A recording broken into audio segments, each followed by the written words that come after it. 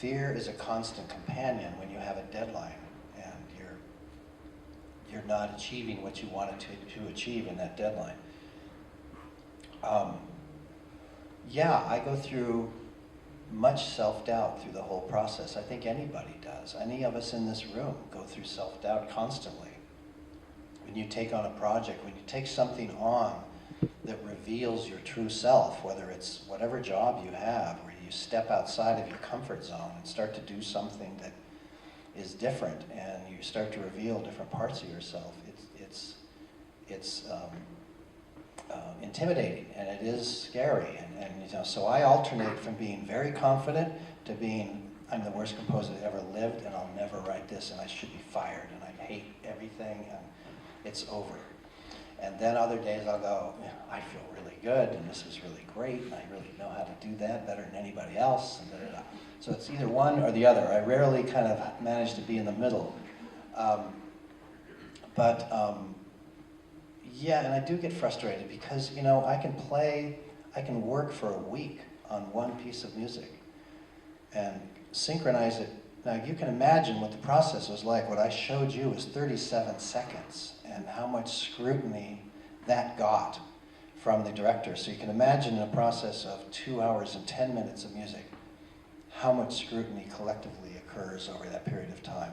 And there's a huge amount of rejection involved. They throw things out. David Yates didn't like this, he didn't like that, he liked that, but he liked this. Can you rewrite this? And it was all positive. You know, this was part of our collaboration. But to say that as great a collaboration as that it wasn't frustrating sometimes, of course it was. And he knew it was frustrating, and I think it was frustrating for him, that he has his own battles with the film, getting certain sequences to work the right way. So yes, frustration and self-doubt, big part of it. When did I think? I can't even think that I am famous. I don't even know what that means, really. I mean, yes,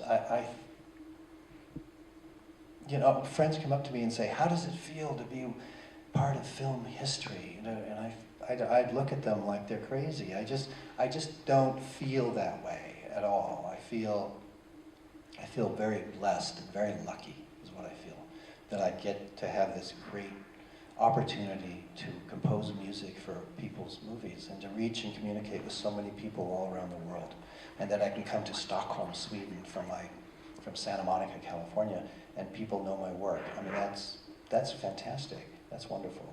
But I don't think of it any other way, really.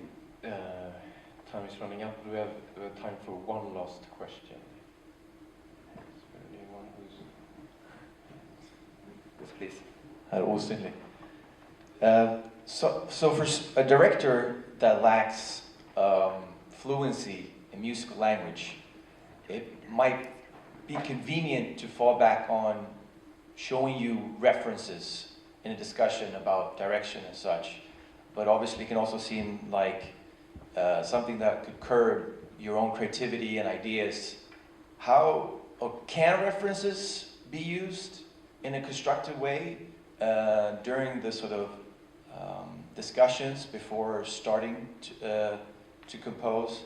And if so, how can it be best sort of used to contribute to your work and not sort of be a lid? That's a good question, but I don't think it... First of all, a director should never feel self-conscious about not speaking the musical language.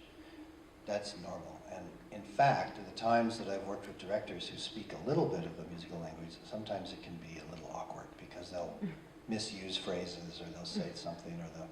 But, you know, part of a composer's job is to interpret what a director wants by either words, by example, perfectly fine.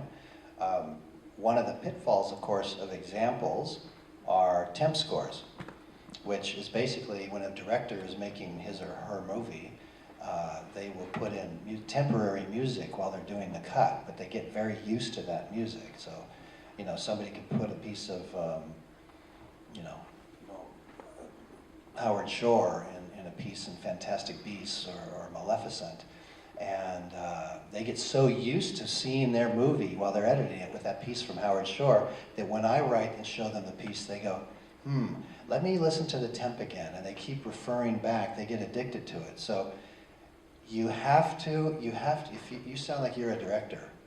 Yes. Okay. Guilty.